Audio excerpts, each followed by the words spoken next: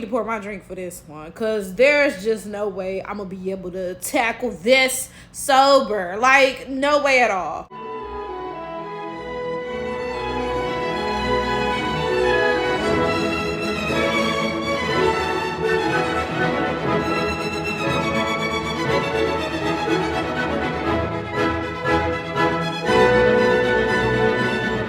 Okay, I got my drink. Now it's time to tackle this. Now, I have realized recently in my videos that I could be more, aware of people's disabilities. Because whenever I show like a clip in the beginning of my videos, I just assume people can read it and I jump right into it. But I realize there are plenty of people with visual disabilities and they may not be able to see the letters in the clip to know what I'm responding to or know what the heck happened, right? So I will from now on make a point to recount whatever happened in the clip before I actually begin dissecting it, right? So in this clip, there is a literal white woman, okay? Like, if you look at her, she's white. There is no confusion or anything. You know, sometimes you look at people, you're like, okay, that person's biracial, or maybe they got a little sprinkle or something there. No, this is a white woman, right? So she posts this video pretending that she's talking to her black ancestors, right? And she's like, oh, my black ancestors, they asked me, you don't identify as black? And she responds, oh, people say that quadroons should not identify as black. Then she says, oh, my black ancestors. Quadroon is a term that was literally made by a white supremacist, and now black people are using it against each other. Okay, now y'all see why I needed my drink, right? Okay, clearly I'm not crazy, right? Now, my first question is this. This woman said that she is a quadroon, which means that she is a quarter black and 3/4 white. So my first question is, why are you talking to your black ancestors? Okay, so you chose to focus on those 25% of the black ancestors, right? But you ignored them 75% of the white ancestors. I'm confused because I would assume, I mean, there's way more white ancestors than black ones. I would assume they talking a little bit louder. It's a little bit easier to channel them, et cetera, et cetera, et cetera, right? But you didn't make no video talking to them, but you made a video talking to the black ones, right? That's my first question. Can somebody make that make sense to me? Maybe this root beer whiskey is kicking my behind, but I don't think that math is mathing right there. Now, I'm going to speak from the perspective of an actual black person, okay? And let me be specific. I am African American. That means that I am descended from transatlantic slavery in the United States of America. And I will tell you that I feel like I communicate with my ancestors too. But I will say this, and this is me talking. I can't speak for all African Americans. They'll have to tell you what they feel and, you know, how they approach the situation, right? When I think of my ancestors, I don't even think of people in Africa. And that's so very sad because clearly I have many ancestors in Africa. Oh, I'm about to tear up, y'all. Y'all know I'm a crier. Look, let me be clear. Thugs cry. Look, contrary to popular belief, thugs do cry, okay?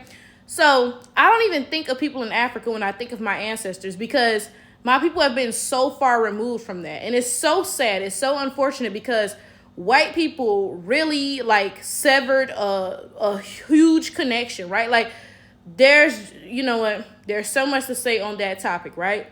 But I'm sharing this because I'm saying, you know, when I think of my ancestors, the only people I think of are the people from the United States of America who experienced transatlantic slavery in the United States.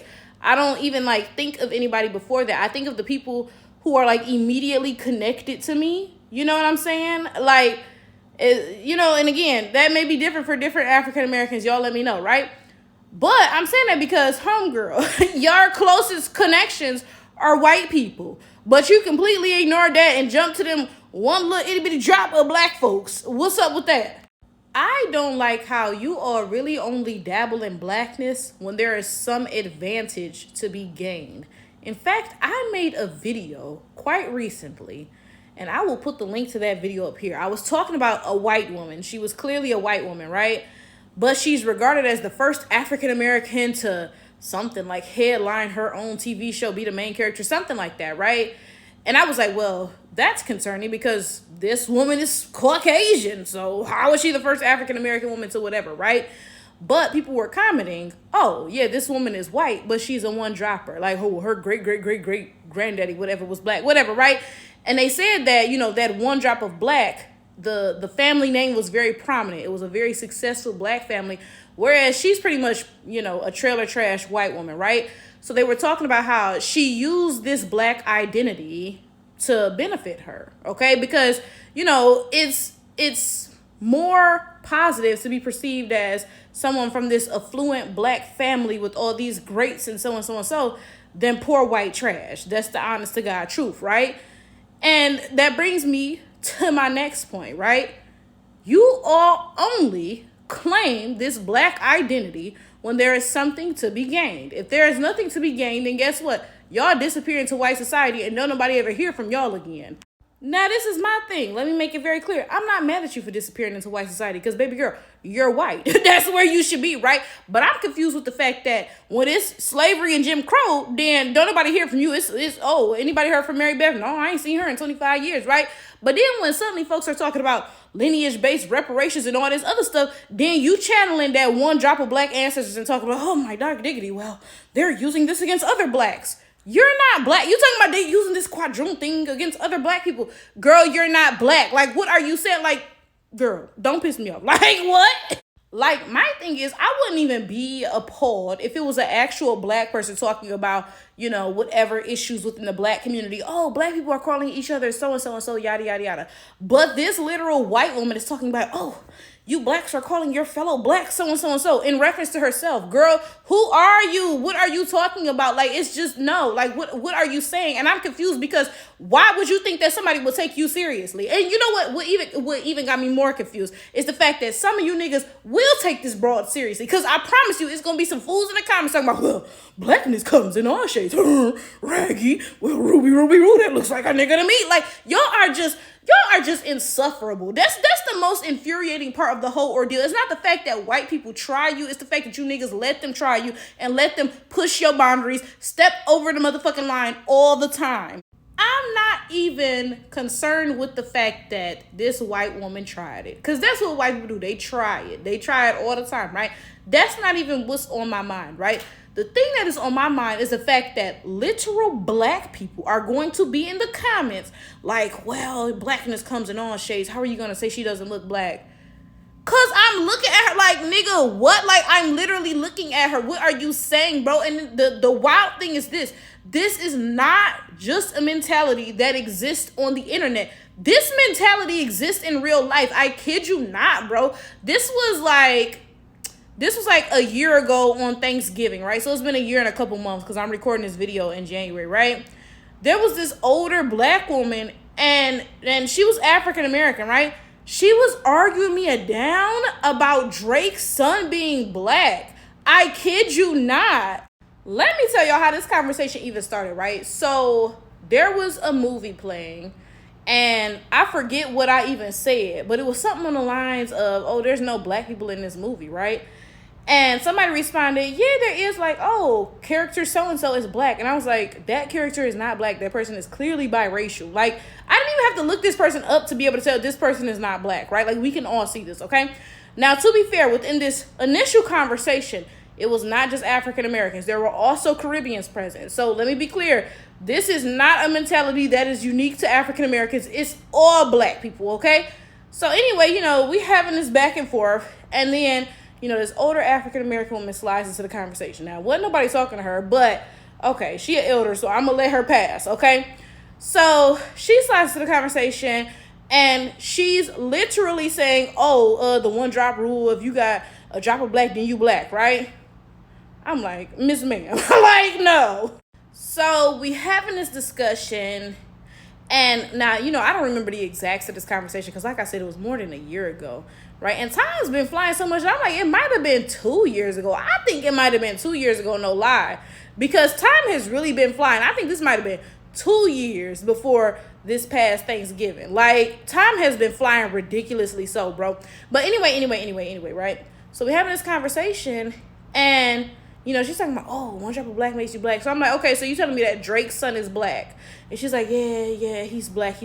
So I pull up a picture of Drake's son. I show her, and I show everybody in the room. I'm like, so you're telling me Drake's son is black? Okay, at least the other people in the room had the sense to be like, yeah, he's clearly not black, and rethink, you know, their arguments or their position or whatever, right? But she was just like, yeah, he's black, he's black. And I'm just like, Miss Ma'am, like, let it rest. Because that's like one of my like least favorite things about people. It's when you know you're wrong, but you can't admit you're wrong, so you just double down on it. Because like I said, at least the other people in the group, initially they were arguing, oh, like, whatever, yada, yada, yada. But when I showed them that picture of Drake's son, they were like, yeah, clearly he's not black, so let me rethink what I was saying, right? But no, that other lady, she just was like, oh no, I'm sticking with it. That is the easiest way to stay stupid your entire goddamn life.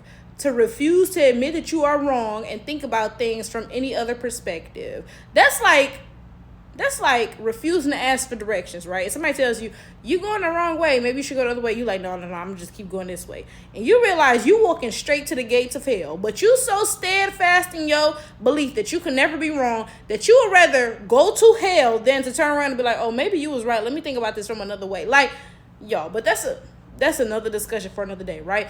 Back to my point. There are literal black people who will sit here and defend white people stepping into blackness. And you have to ask yourself, why? Like, what's the motive behind this? When you hear a black person defending something like this, you have to ask yourself, why exactly are you doing this? Because there is a reason. Something that I've realized in my 27th year, because I'm always learning, I'm always growing, that never stops, right? Something I've realized is that a lot of times the things that people put out has nothing to do with you, but everything to do with what they are battling with inside of themselves. Right now, don't get me wrong, sometimes it got something to do with you. Like if you rude or something, yeah, somebody might cuss you out and that has everything to do with you, right?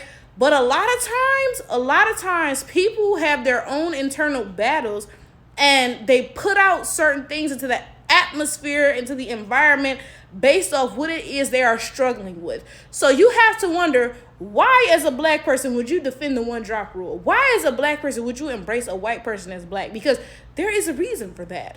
In fact, let me tell y'all an example of this. It just had me like, yo, what are you talking about? Okay, so about a week ago, I posted a picture of myself at the gun range. So for those of y'all who don't know, I've taken my CPL class. I am now, I'm not licensed to carry yet. I got my certificate, but I have to go to the county clerk's office and apply for the license, right?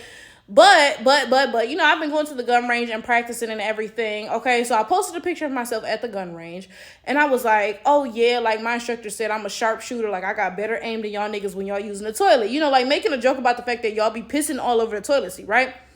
So this one person, they came and commented something. I don't remember what they commented, and I can't look because I muted this person from my profile. I was like, yeah, like whatever, be quiet, right?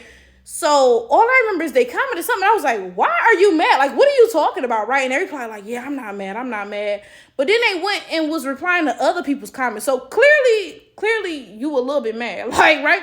So they replied to somebody else's comment, like, yeah, folks be getting ahead of themselves. They be new to the hobby. Real G's don't post no evidence, so. Evidence of what, bitch? I am at the gun range. What the fuck are you talking about? Like, evidence of what, bitch? I am a law-abiding citizen. Be fucking for real with yourself. Like, y'all stay looking at my background trying to find some tea on me, bitch. I have a clean background. I obey the fucking laws. You got me fucked. Evidence of what, right? So this person is leaving this whole comment. Yeah, real G's don't leave no evidence. They can't get caught up with nothing. Bitch, caught up with what? I'm not doing shit illegal. What the fuck are you talking about, right? But that is an example of how people be projecting shit onto you. That perception has nothing to fucking do with me or what the fuck I'm doing. That's you and your own internal battles going through whatever the fuck y'all gotta go through. Then somebody else came and commented. They was like, oh yeah, I'm sure your instructor is white, but you're on here using the N-word, and I'm sure you're going to end up shooting black people, so and so and so. Like, they was trying to paint it into this whole, oh, you got a gun to shoot black people, but your white instructor said you a sharpshooter and he teach you how to shoot black people. Like, what are you saying? First of all, I got a gun to defend my home. I don't care who breaks into my home. I'm going to shoot your ass. I don't care if you white, black, Asian, Mexican, whatever. Bitch, you going to get shot, right? But then let's again get into my point that a lot of times the things that people put out into the atmosphere has nothing to do with you. It has everything to do with what they are struggling with.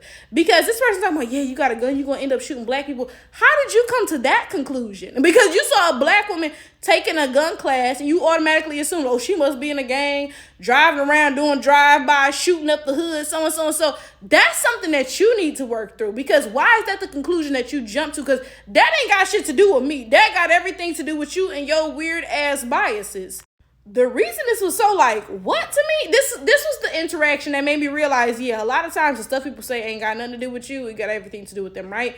Is because I've never been the type of person that's been one of those people like, oh, I'm immediately jumping to shoot somebody, right? You know, some people, they get into a back and forth or altercation or something, they like, I don't fight, I just shoot bitches.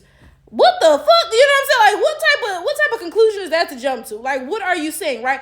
I've never been one of those people because I believe that most stuff is not serious enough to die over. Now, I might smack the shit out of you. I might beat your ass. Yeah, baby, you need your ass beat, bitch. But you probably don't need to die, right? So it's very odd when people who know nothing about me see a picture of me with a gun and they're like, oh, you thought you was a real G. You planning to shoot black people, so and so. It's like, what the fuck are you talking about, right? But again, that's my point. That ain't got shit to do with me. That has everything to do with you. And that brings me back to what I was talking about concerning all of this one drop rule shit. When you see black people really going hard for this one drop rule, really perpetuating this shit, you have to realize that is them dealing with something internal. There's something going on inside of them, some inferiority complex that makes them want to embrace white people and be around them and whatever. That ain't got nothing to do with you. That ain't got nothing to do with you. It has everything to do with them. Anyway, back to Becky. Isn't it funny that she says, the term quadroon was invented by literal white supremacists, right? But then she goes on to claim that she is black via the one drop rule that was also created by a white supremacist. Okay, so you only like white supremacy some of the time. That's what you're telling me, buddy.